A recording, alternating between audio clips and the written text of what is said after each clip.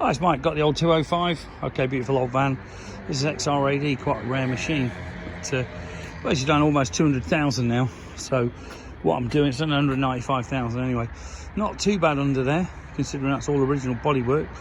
New wing on the other side, which is actually crap quality compared to the original.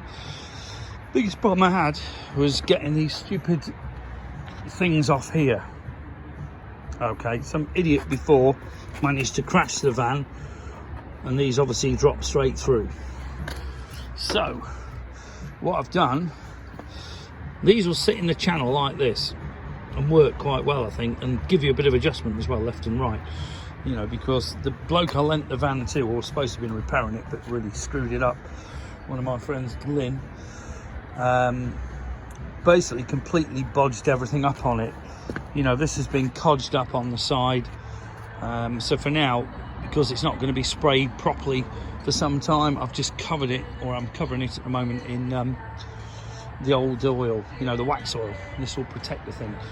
But to get the bumpers back on, like I say, we're just going to basically use a couple of nuts and washers and then go straight through into these. Okay, had to hammer these straight because it's completely knackered it up. But once this is done, I reckon that should pretty well sort it. I don't know what you think, but 200,000 miles, not a bad old van.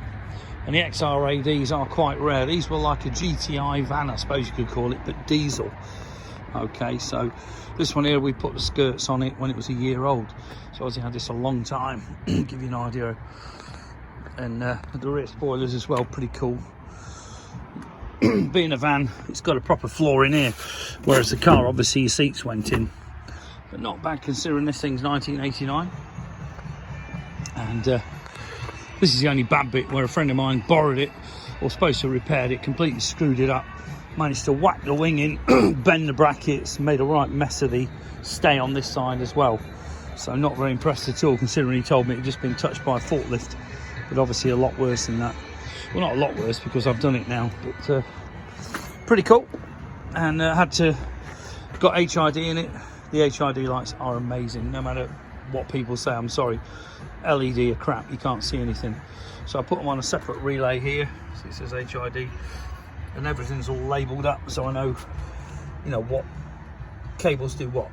So basically the HID is run off completely separate circuit to the main loom. But well worth fitting if you want to see it at night. Let's face it, the original lights were diabolical. But that's the only bad bit. I'm going to get a new wing for this, and then this will bolt on and be perfect. Thank you.